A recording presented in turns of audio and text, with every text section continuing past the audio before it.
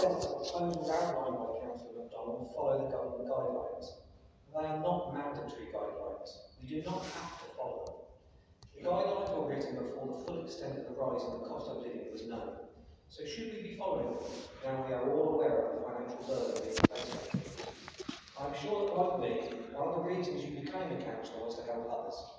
We may have different ideas as to how best we can achieve this, but our aim is the same, to improve the lives of Ipswich residents. This is the case whether you are a Labour, Liberal Democrat or a Conservative councillor. Huge rises in the cost of living are being caused by global issues: rising energy and petrol prices, goods shortages, shipping costs, rising wages, the end of pandemic support. All this leads to this huge rise in cost of living, something that is affecting most, if not all, developed countries. As councillors and individuals, we can do nothing to control any of these things. As councillors and individuals, we can do nothing to control what our government does to ease the pressures faced by us all. We do have a responsibility to do what we can at the local level. We have the chance here to make a small difference to the lives of some 8,500 households in the town we were elected to represent. We have the chance to let them know that we care, that we are there for them and we can help. There is little point complaining about the cost of living crisis and expecting the government or others to help struggling families if we are not prepared to help where we can ourselves. Next month, we'll be looking at the budget for the coming year. It is looking likely that IBC will raise council tax by the maximum permitted. Coupled with the rise in council rents, we'll be taking about £2 million extra from the pockets of Ipswich residents. Do we really need to do this? The housing revenue account ring-fences the money we raise from rents so we can only spend it on our existing housing stock or in creating new social housing. This does not have to balance each year. In fact, there is a 30-year business plan for the HRA, so time is on our side if we consider scrapping the proposed increase in rents.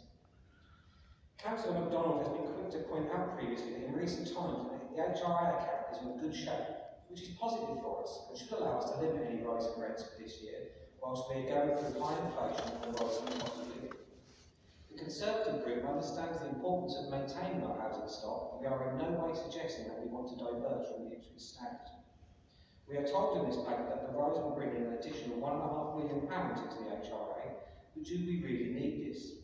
Can we actually afford to cancel this huge rise and revert back to following government guidelines next year, when hopefully the cost of living crisis is over? As previously stated, the HRA does not have to balance like the General Fund and has no effect on the day-to-day spending power of IBC. With a 30-year business plan, it is inconceivable that we cannot find a way to cancel the rent rise for this year and still have a healthy HRA at the end of the 30-year term. When it was announced last year that there were backlogs with void properties and maintenance, we were told that this may cost an additional £2.5 million to put right. I cannot remember one person saying we could not spend the money because the HRA wouldn't balance, and that we would not be able to afford to properly maintain our housing stock to the Ipswich standard.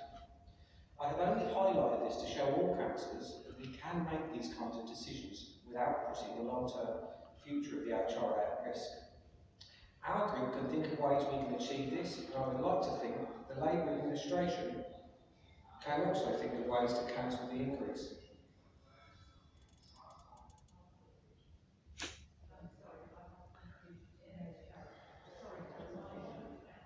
Please continue, Councillor Fisher. Okay, so our group can think of ways we can achieve this, and I would like to think that the Labour administration can also think of ways to cancel the increase.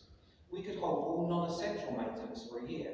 The cyclical nature of the maintenance programme often leads to boilers being replaced before they need to, or a roof being replaced before the old one has come to the end of its useful life. This does not have to happen and could save huge sums of money. I really don't want to make this a political statement. I'm not looking to score points over the Labour administration. But the public wants and expects us to work together when needed for the good of the people of Ipswich. Just 2 weeks ago at the Executive, I listened to similar arguments to mine when the administration decided to extend the council tax reduction scheme, so I know that my thoughts are echoed by many in the Labour group. Just for once, please can I urge you all to remember why you want to become a councillor, and to vote with your conscience rather than along party lines. We can make a small difference to the lives of the people of Ipswich.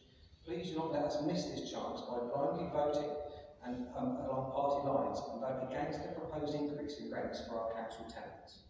Thank you.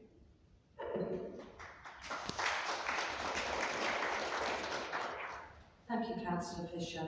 Could I ask Councillor Hurst, please, for his response from the report?